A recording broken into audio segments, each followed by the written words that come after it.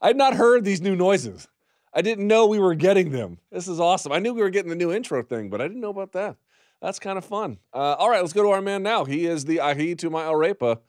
He is the rain to my Bogota, the one and only Danny Segura. Hi, Danny. Yo, what's up, man? How are you? Good. Why are you wearing a jacket indoors? Yeah, good question. So Austin here has the vents pointed straight at me, so I've been shivering all show.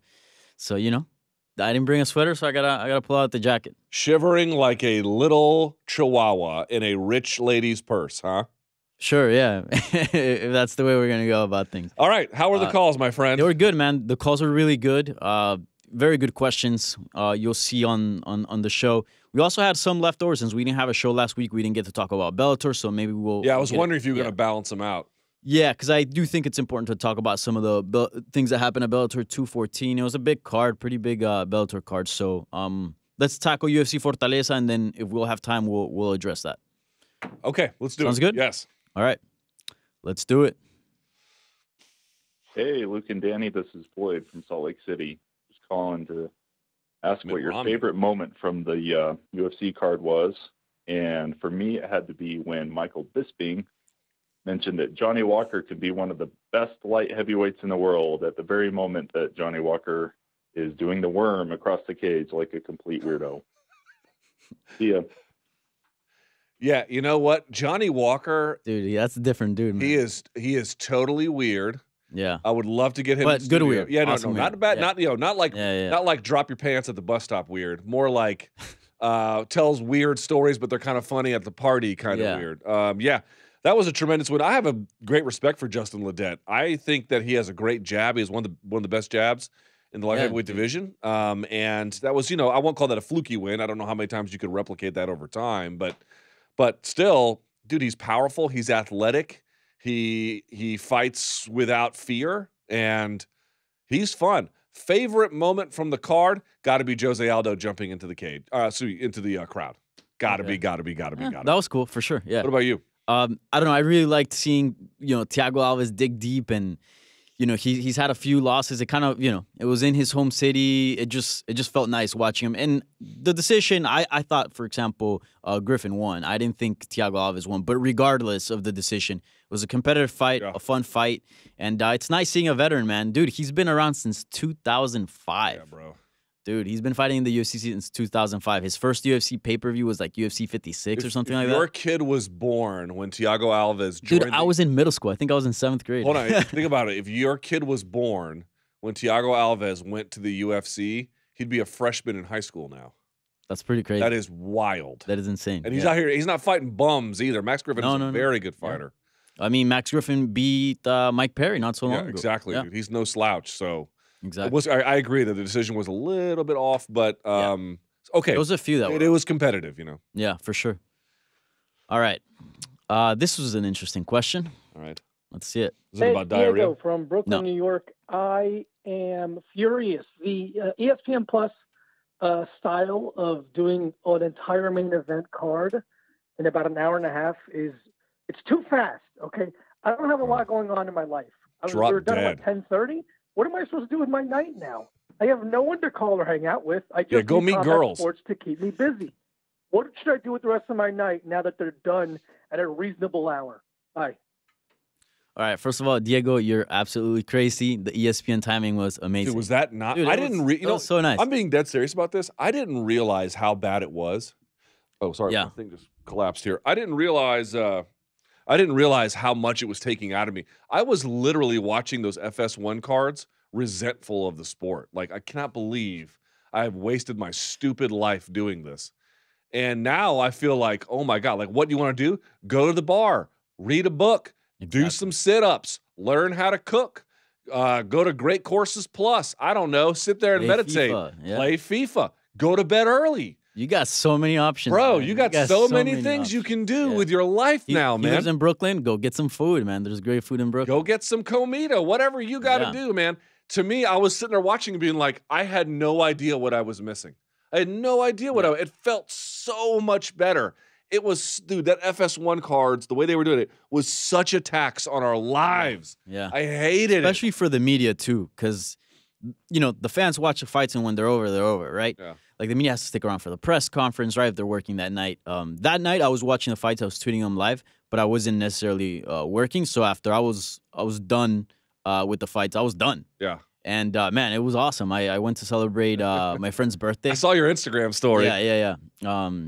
Shout out to Constanza Gallardo. She it's her birthday on Tuesday, so we went out to celebrate. And I can't believe all the things that I did on Saturday, because like we start at what, like 6 p.m. usually with the FS1 cards, so it takes up your entire day. Yeah, you know? And look, I'm sure some are going to go late, and the pay-per-views are still going to be what they are.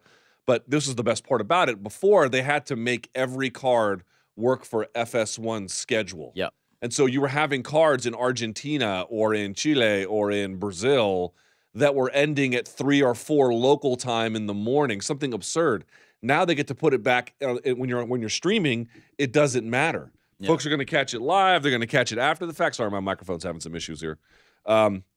So you can have it end at a reasonable hour in Brazil and not have to worry about it anymore because you're just streaming. One of the benefits of streaming. On the other hand, one of the downsides is I'm not sure how many people saw it. That was the only part that kind of concerned me. Yeah. When the fight card actually rolled in, I was like looking at the main card. I'm like, oh shit, this is actually a pretty good card. Like, this is a solid card. And yeah, but for some reason it didn't feel like a big event. I wonder if maybe if they would have switched the co-main and main, if like Jose Aldo was like featured as the main guy. I wonder if that would have changed anything around, because he is a former champ. Pay-per-view, you know, he's done so many pay-per-views as well. I can't claim to have watched ESPN on Sunday, so I don't know if they covered it at SportsCenter. I don't know what they did, but everything just felt so Super Bowl heavy on Sunday that it kind of drowned it out a little bit. That's true. Which was also a big weekend for sports. So, you know what I mean? It's like, we'll have to see how it goes. But by the way, I didn't realize this. Do y'all call the Super Bowl Super Tazón? El Super Tazón. I believe that's more in Mexico. Football is actually really big in Mexico. Yeah, but for folks who may not know, it's like literal Super Bowl, like a bowl of cereal. Yeah. Super Tazón. Yeah, that's funny. Okay, what's next? All right. Let's talk about some matchmaking. Let's talk about that Coleman event. All right. Hey Luke, this is Jax from New York. So I kind of have a general comment about Aldo Moicano. I believe that match was terrible matchmaking by the UFC. It was a losing situation for them. If Aldo wins, which he did obviously, you kind of hinder Moicano's trajectory and kill off one of the brightest youngest stars in Brazil. If Moicano won, he becomes vilified in Brazil for being Brazil's favorite star and becomes disliked by the Brazilian population, which is supposed to be the next heir to. You want a young star to get a huge pop in his home country, and Moicano got absolutely no pop. I feel like that hinders his ability to become popular in Brazil, and it's very, a very short-sighted kind of idea on what they did. All right, let me know what you think about that. Bye, Luke. Do you agree? Okay, here's what's interesting about that. I know on our site, I know for a fact our videographer, Casey, didn't like the matchmaking. He knows a lot about the sport. I'm not sure if Jed liked it. Or disliked it. I cannot remember. Jed dislikes everything. I know. He truly is the world's angriest man. He just needs a trash can and a green body paint, and he is Oscar the Grouch for sure. But they had, in fairness to both of them, they had raised what this guy's raising, some pretty legitimate objections. Here's the thing about it. You heard Ricardo talking about it. Brazil is up against a challenge because the class that Ricardo came from, the Vitors, and Ricardo Almeida got out of MMA in 2011, but you know, he was the ADCC medalist, and he had a great career in MMA. And then you had the Murilo Bustamantes and the Aronas and the Babaloos and the Nogueira brothers and Anderson and Shogun and Ninja and all this Vanderlei and this incredible class. I mean, I remember when there was like so many good Brazilian fighters. That Brazilian top team versus Shoot to Box was like this big rivalry, and a one time at some point in time we had like 6 UFC champions or something like that, like or 5 UFC Brazilian champions at the same time or something. And like that. to the previous question that we had been raised on the tweets, they still produce an enormous amount of talent. But our own Guilherme Cruz had noted, one, that regional MMA has really suffered with the economic contraction and some other regulatory issues that have happened in Brazil. And 2, here's the big thing the UFC is looking for. They are looking for the next big Brazilian star, right? So that's where Borrachinha comes in, Paulo Costa, Renato Moicano was one. I think they're still looking to maybe see if he can turn that corner. Thomas Almeida for a while was maybe going to be one of those guys. And they Johnny Walker, we'll see what happens with him. But none of these guys yet have gotten crossed into that next threshold. And you get in these other Brazilian guys. Silva's in his 40s. Jacare is right around then. Nogueiras are out of this. Well, I think Little Knock's still in the sport. Little Knock's still fighting. But you get the idea. I mean, they're all aging out a little bit here. And so they're trying to find the next one, and it's just been a bit of an issue. My thought is, I hear the objections from people who didn't like it, and I can't really say they're wrong. But to me, I kind of wanted to know what Moicano was made of. Is he ready or is he not? Pretty clearly he's not. And if you're not, you're not. I guess. No, I said right now. I didn't say ever. Right. I said right now. I mean, I do understand where this call is coming from. Not necessarily like, I feel like if Moicano would have won, because it's a gamble, right? What if Moicano would have won? Who knows what would have happened then, right? But I feel like at this point, anybody you match up Jose Aldo with at 145, it's pretty much a bad matchup because he's clearly not going to beat Max Holloway. I mean, we saw that twice. We saw that play out twice, and it played out kind of the same way, right? Both times. But he's still clearly that number 2 guy. Like, anytime you put him up, he's kind of going to be like your Joseph Benavidez in the sense of like, he might not be the champion, but he can beat every single other contender. Right. So he's not going to be fighting the champion anytime soon because he's got 2 losses. But he's going to kill every contender if you give him the chance. Yeah, but people act like that was a given. I think after the 2 Max fights, there was a question of what he had left. Now, now, in looking back, it's like, okay, well, he couldn't beat Max, but Max is pretty good, and it looks like he's got some life left. So partly it was a fact-finding mission. If folks could tell that Jose was good and this was all unnecessary, fine. I understand people's objections. I think sometimes you got to go on a fact-finding mission, and that's what this was. Yeah, again, not horrible, but I can definitely see the concerns. All right, let's talk about Aldo one more time. Happy Monday. This is the Irish Mexican calling from Los Angeles, California. And my question has to do with Jose Aldo. Pretty good job on the Rams. His last 2 fights has looked like a beast, like his former self. Where do you see him going from here? Because essentially he's in a position similar to where Joseph Benavidez, Uriah Faber, is that they're always right now currently the number 1 best fighter behind the champion. And that's where Aldo is right now, behind Max Holloway. You see him possibly moving up to 155 because for new matchups, possibly trying to work his way to a lightweight title shot, or do you see him staying at 145?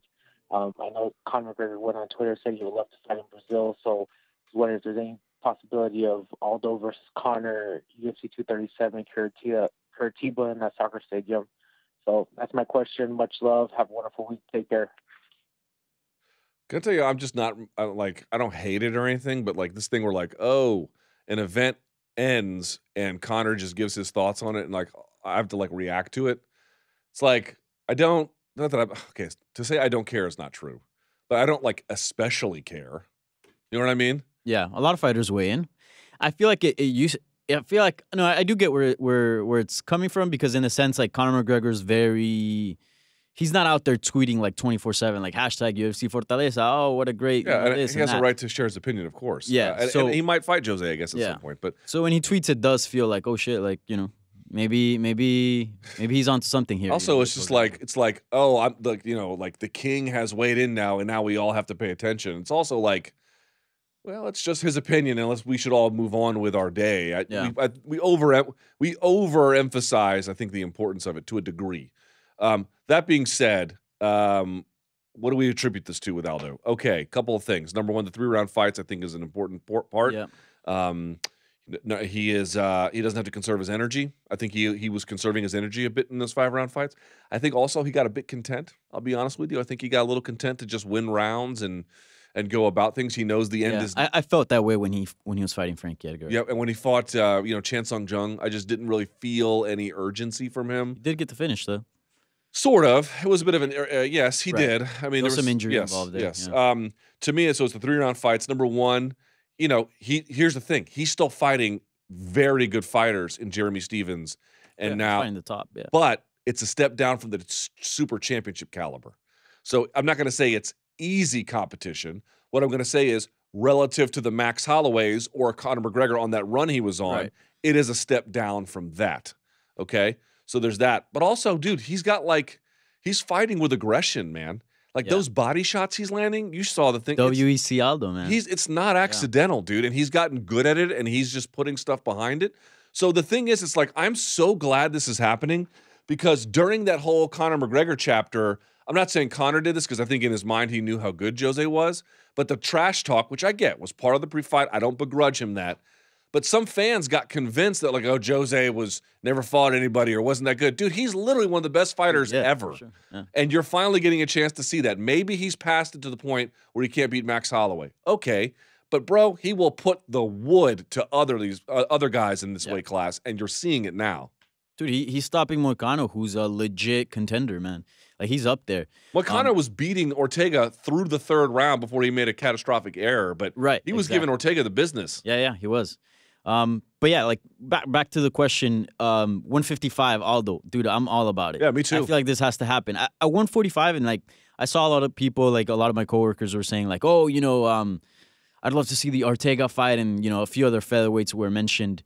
But I don't know. I don't know. Maybe it's me, but for some reason, Aldo at featherweight, like, sure, I'm always down to see an Aldo fight, but if he's gonna beat like all these top contenders, and I already know that there's no end to that because I don't see him getting another fight with Max Holloway, and I already saw that twice. Like, I don't know. It doesn't excite me that much. I feel like at 155, there's so many good options. Like, if he moves to 155, almost every single fight that he'll be in, it would almost feel like a super fight. I'll say this. I would love to see him at 155. I wouldn't mind seeing the Ortega fight, but I don't want to see it right now because after the loss to Holloway, I still think Ortega is a future champion. Yeah. And I think he needs a rebuilding fight. Jose Aldo ain't the rebuilding fight. Yeah. He is still way too good. And I'm not saying Ortega can't win, just saying I don't think it's the right fight. Yeah. So that's where I come down. So I would split the difference with you there. Yeah, I agree. But look, Aldo Nate Diaz, Aldo Conor, Aldo Gagey, Aldo Poirier, Aldo Pettis. Oh, and Pettis is about that too. He actually posted an article that we wrote on his story. I saw that. Yeah. So there's tons of good options left for him. Dude, yeah. Hashtag Aldo. And I'm so glad that one of the game's best. We'll see how the rest of the year goes, but it appears to be ending on a high note. Love that. Yeah, for sure. Yeah, it's a nice story, right? Because like we always see like these legends drop off after they lose their title. Not Jose Aldo, man. He's still out there. He lost that McGregor fight in the worst way possible. Literally the worst way possible. Same thing with the Max Holloway fights. Okay, but he gave. I mean, right. It wasn't like a 13-second. 13 seconds is so bad that his stock plummeted. Yeah. And I think now you're beginning to see, wait a second, this is why Aldo is Aldo. Yeah. Why Sean El-Shadi wrote that piece on him that served as a curse. Yeah. The night we fought Aldo. Yeah. Yeah, that's an amazing piece. By the way, man, I just lost my train of thought. Oh yeah. Did you ever feel satisfied with that finish with the Conor Aldo? I don't know. I didn't. I mean, I'm not trying to take anything away from Conor, but dude, Conor, you can love Conor and you can hate Conor. He won that one clean. Oh, for sure. Yeah. I mean, he threw the punch, he knocked him out. Yeah. You know, nobody does that to Aldo. Yeah. Nobody. But I feel like if they fought again, I don't know, we'd get a really fun fight. Oh, you mean what I want to see it again? Yeah. 1,000%. Especially at 155. Yeah. I'd love to see it. That'd be fun. All right, now let's talk about bantamweight. I guess some things cleared up, maybe? I don't know. Hey, Luke and Danny, this is Clint from Phoenix. Last night's fights were pretty freaking awesome. I just wanted to know, the UFC completely mishandled the whole lightweight situation after McGregor took his second title. And we all want to see the rematch between Cejudo and TJ. But, man, Marlon Moraes just came out and earned a title shot. Did he not? I mean, he finished a sunset, something nobody's ever done before, and he did it in the first round looking like a monster. He deserves that title shot against TJ. How does the UFC handle this situation where they need to do this rematch because of the quote-unquote early stoppage, and now with a legit number one contender that's got the hype train behind him? Thanks, guys, and looking forward to hearing from you on the show. I don't need to see the rematch. I don't. I mean, maybe I do, but not now. At some point. Look, don't get me wrong. Oh, would it be good? It'd be good. Would it be interesting at 135? Sure. Would it be different at 135? It very well could be. I am much more interested in TJ Dillashaw fighting Marlon Moraes. Dude, Marlon Moraes, I was sitting there watching that fight. I was like, how is this guy not more highly regarded? I mean, the insiders regard him very highly, obviously. I'm watching him like, dude, he is built like a freaking Greek god.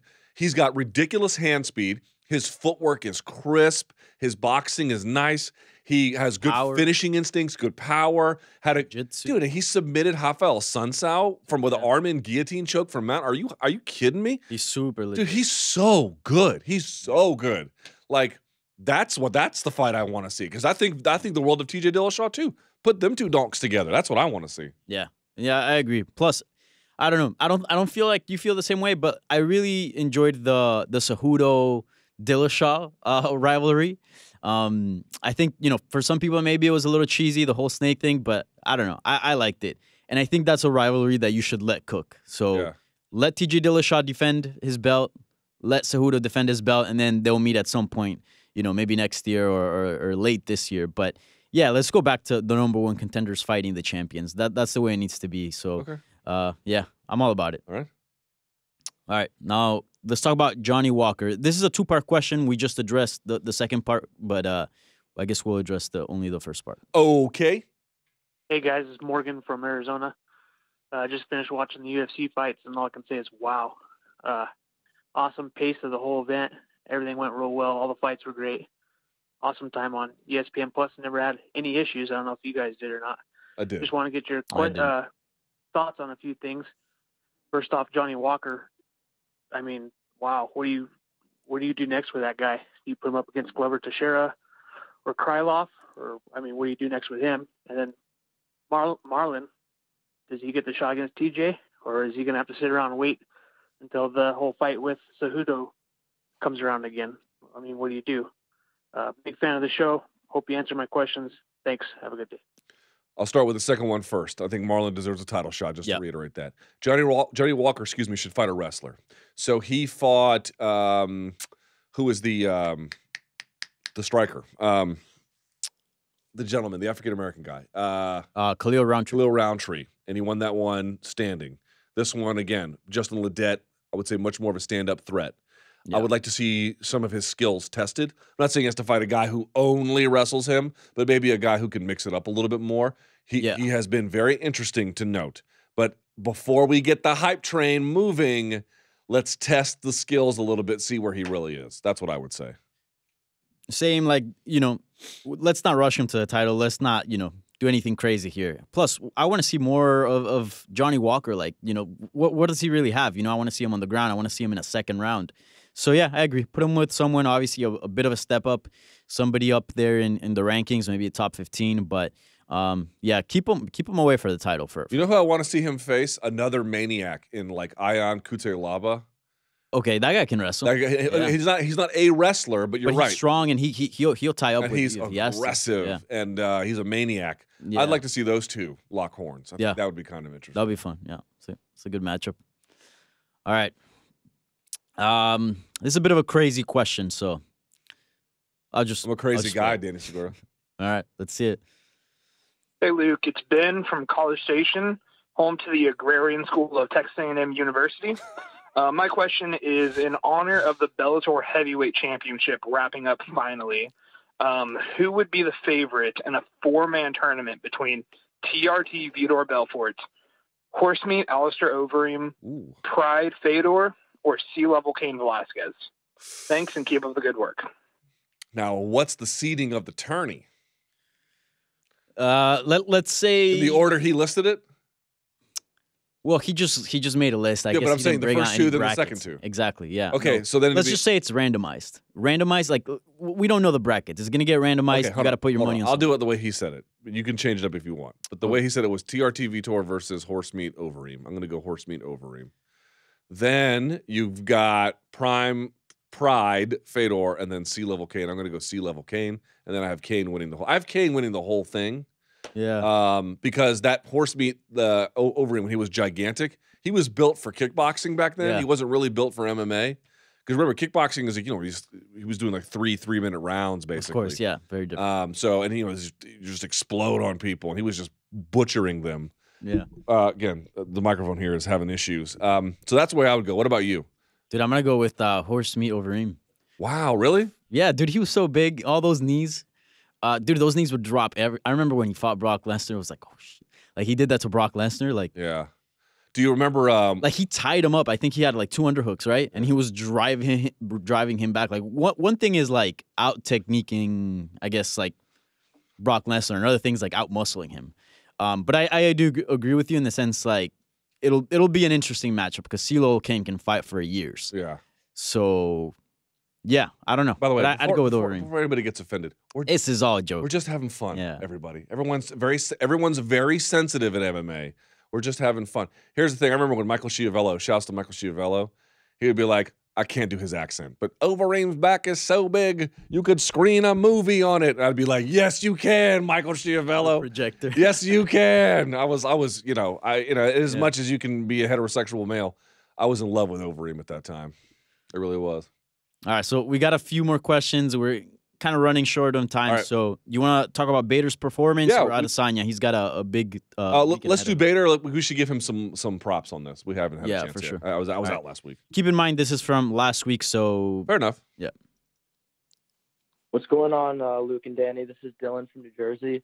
I just wanted to get your guys' thoughts on Ryan Bader's performance on Saturday night and where he stacks up against all heavyweights and light heavyweights in today's MMA landscape, where he stacks up against the likes of DC, John Jones, Gustafsson, Anthony Smith. Where do you think he ranks pound for pound between those 2 weight classes? Thanks a lot.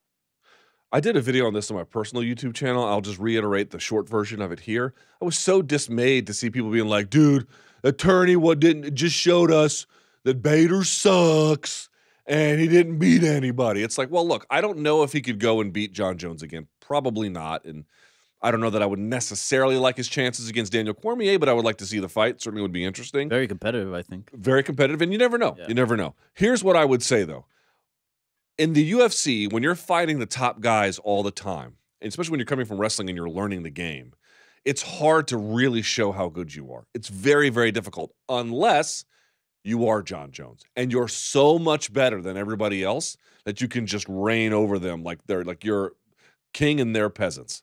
It's just that's the only circumstance. What it shows you is one of the better, if not one of the top light heavyweights of this era.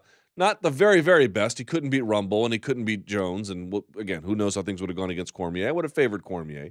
But the point being is a guy well below that is still very good. Dude, they literally didn't lay a glove on him. He didn't take a single strike through 3 fights. It's absurd. The lesson there is not that the tournament wasn't tough or that Bader's not that good. It's that one of the better light heavyweights of this generation can go through another tournament, not have a glove laid on him, and show you just how good he is. That's a better way, or well, I should say not a better way. That's at least one way to fully appreciate how good Ryan Bader is. I was very impressed. Yeah. Plus, like, it's not only the Fedor win because I know people say like, oh, Fedor's not the same, but he beat Matt Mitrione, who's probably the best.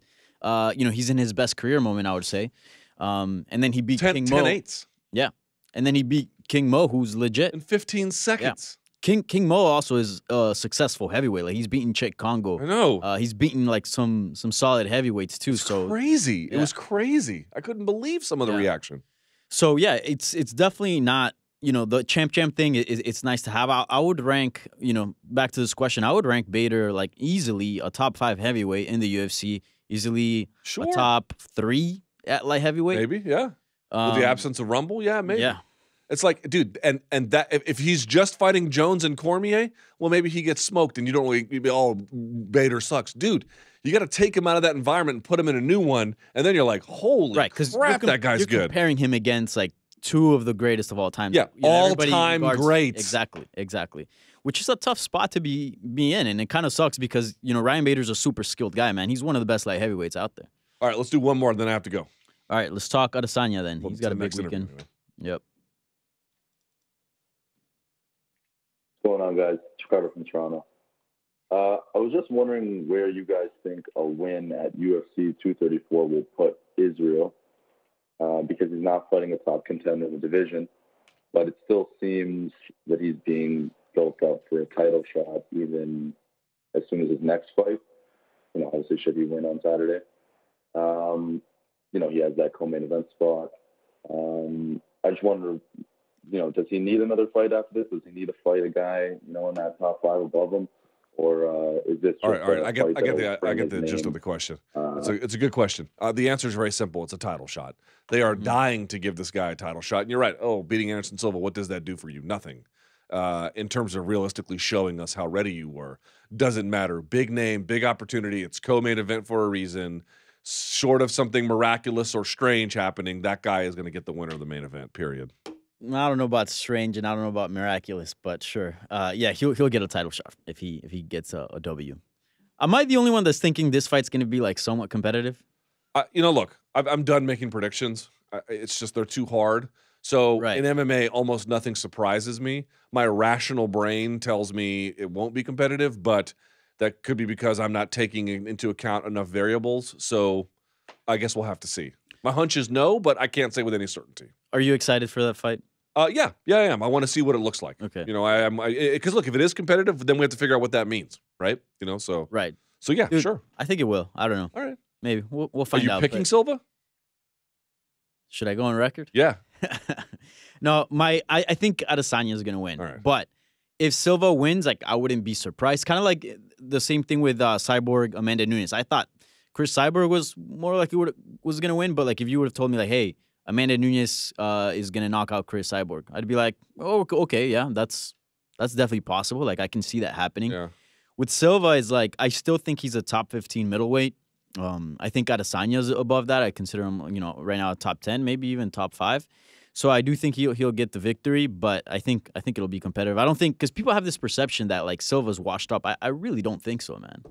All right. I don't think he's in his prime, but he's far from washed up. Let me ask you a question before we get to this next interview. See if you're interested in doing this. Remember how I talked about the show Hot Ones on The Beat? Yeah. Have you gone back and seen it?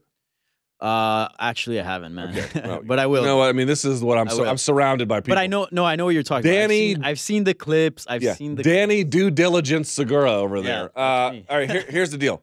It's the host and then the guest, and they eat 10 wings. They start mild, they get insanely hot.